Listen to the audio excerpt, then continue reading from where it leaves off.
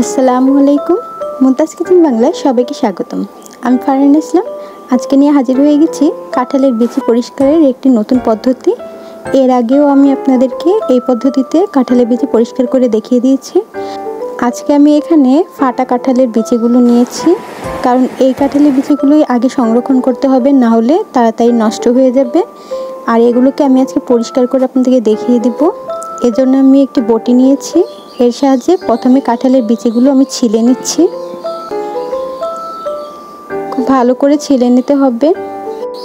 আপনারা অনেকেই আমার আগের ভিডিওটা দেখে আমাকে অনেক কমেন্ট করেছেন, বলেছেন আমি কার সেট করেছি, ঠিক করে ভিডিও করিনি, আপনাদেরকে ভুল তথ্য দিচ্ছি। আসলে এরকম কিছুই না। আপনারা চাইলে আমার প্রথম ভিডিওটা যেয়ে দেখতে পারেন। ওইখানে আমি একদম ডিটেলসে কাঁঠালের বিচি পরিষ্কার করার এই পদ্ধতিটা দেখিয়েছি, আর এটা সত্যিই খুব কাজে লাগে। আমি সেকেন্ড যে এই ভিডিওটা বানিয়েছিলাম কাঁঠালের বিচি পরিষ্কার সংরক্ষণ পদ্ধতি, তার মধ্যে আমি কিছু ভিডিও আমার ডিলিট হয়ে যাওয়ার কারণে আমি সম্পূর্ণ ভিডিওটা আপনাদের ডিটেলসে দেখাতে পারিনি। কারণ যখন আমি কাঁঠালের বিচিটা ছিলেছিলাম তখন আমি আনামি কিন্তু রেখেছি, মাঝখান থেকে কোনো কাটিনি। যখন বোতলে ভরেছিলাম ভুলে আমি আনামটাই ভরে দিয়েছি। তারপরে আমি শ্যুট করেছিলাম যখন আমি কাঁঠালের বিচিটাকে এরকম টুকরো করে কেটেছি, ওই অংশটা আমার ডিলিট হয়ে গেছে, যার কারণে আমি দেখাতে পারিনি যে আমি বোতলের ভিতরে আবার কাঁঠালের বিচিটাকে টুকরো করেই ঢুকিয়েছিলাম। পরবর্তীতে যখন আমি এই জিনিসটা আপনাদের দেখিয়েছি, আপনারা আমাকে ভুল ভেবেছেন আমি কারসেট করেছি বা আমি পরিষ্কার কাঁঠালের বিচি অন্য জায়গা থেকে ঘষে তারপরে আপনাদেরকে এভাবে দেখাচ্ছি। আসলে এরকম কিছুই না। আপনাদের ওই ভুলটা দূর করার জন্য আমি আবারও এই ভিডিওটা নিয়ে এলাম। এবার আমি ডিটেলসে একদম কোনো এডিট করা ছাড়াই আপনাদেরকে দেখাবো যে কীভাবে আমি এই কাঁঠালের বিচিটি পরিষ্কার করে নিচ্ছি। দেখুন আমার সবগুলো কাঁঠালের বিচি কিন্তু ছেলা শেষ হয়ে গেছে। এবার এগুলোকে আমি একটি ঝুড়িতে উঠিয়ে নিচ্ছি।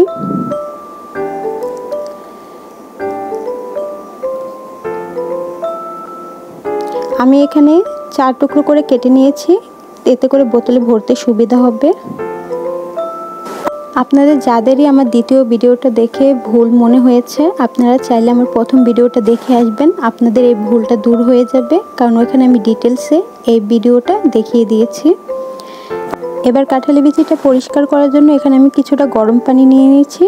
এটা অবশ্যই কুসুম গরম হতে হবে। এর মধ্যে আমি কাঁঠালের বিচিগুলো দিয়ে দিচ্ছি। আমি এখানে অল্প পরিমাণ কাঁঠালের বিচি নিয়েছি, তাই এই জন্য এখানে আমি হাফ পরিমাণ লেবু দিয়ে দিচ্ছি, মানে অর্ধেকটা লেবু দিচ্ছি। আপনাদের যদি বেশি কাঁঠালের বিচি হয় তাহলে একটি পুরো লেবুই এখানে দিয়ে দিতে হবে।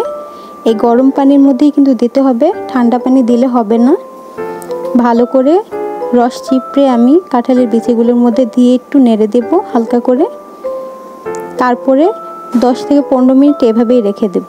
আপনারা অনেকে বলছেন আমাকে যে 5 মিনিট বলে এত বেশি কেন দেখাচ্ছেন। আসলে 5 মিনিটে কোনো জিনিস পরিষ্কারও হয় না, কোনো জিনিস করাও যায় না। ঘষতে গেলেও দেখবেন আপনার আধা ঘন্টা 1 ঘন্টা লেগে যায়।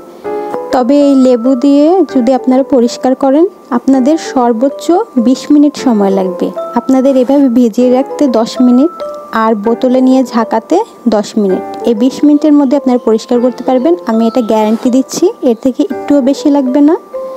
ফিরে এলাম আমি 10 মিনিট পর। দেখুন 10 মিনিট পরে আমার কাঁঠালের বিচির ছোলকাগুলো একদম আলগা হয়ে গেছে। নখ দিয়ে যখন এইভাবে একটু এঁচড় দেবেন দেখবেন ছোলকাগুলো উঠে আসছে। ও পর্যায়ে আমাদের এই কাঁঠালের বিচিগুলোকে হাত দিয়ে একটু ভালো করে ঘষে নিতে হবে। আমি কিন্তু ভিডিওটা একটু স্কিপ করছি না আপনাদের সুবিধার্থে।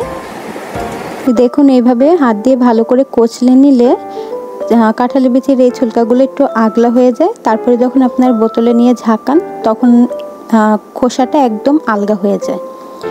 এবার আমি এখানে পরিষ্কার একটি বোতল নিয়ে নিয়েছি। এই বোতলের ভিতরে আমি কাঁঠালের বিচিগুলো ভরে নেব। আপনারা এমনভাবে ভরবেন যাতে পুরো বোতলটা ভরে না যায়, কিছুটা অংশ ফাঁকা রেখে ভরবেন। এতে করে যখন আপনারা বিচিটা ঝাঁকাবেন তখন সুন্দর মতো বিচিটার গায়ে থেকে খোসাগুলো সরে আসবে। আর যদি পুরো মুখ ভরে দেন তাহলে কিন্তু আপনারা ঝাঁকাতে পারবেন না, এতে করে আপনাদের আরও অসুবিধা বেড়ে যাবে।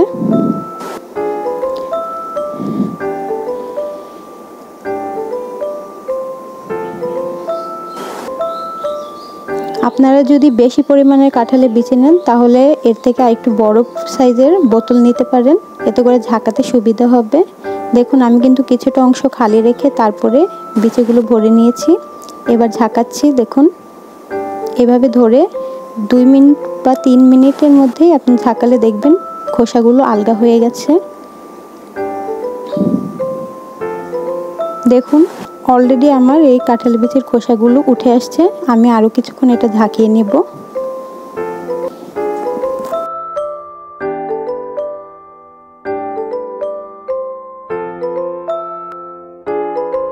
আমার কাঁঠাল বিচির খোসাগুলো প্রায় উঠে গেছে, দেখতে পাচ্ছেন। এবার এগুলোকে আমি একটি বাটির মধ্যে ঢেলে নেব। আমি প্রায় 3 থেকে 3.5 মিনিটের মতো এই কাঁঠাল বিচিগুলোকে ঝাঁকিয়ে নিয়েছি। এবার এখানে একটি পরিষ্কার বাটি নিয়ে এর মধ্যে ঢেলে দিচ্ছি।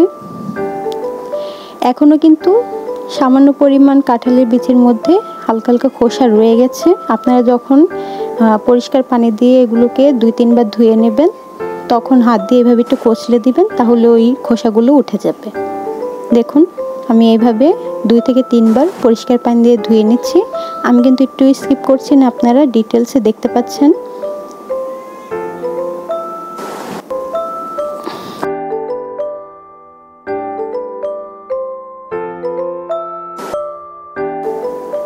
এরকম করে 2 থেকে 3 বার কাঁঠালের বিচিগুলোকে পরিষ্কার পানি দিয়ে ধুয়ে নেওয়ার পরে এবার আমি দেখিয়ে দেব কাঁঠালের বিচিটা কতটা সুন্দরভাবে পরিষ্কার হয়েছে।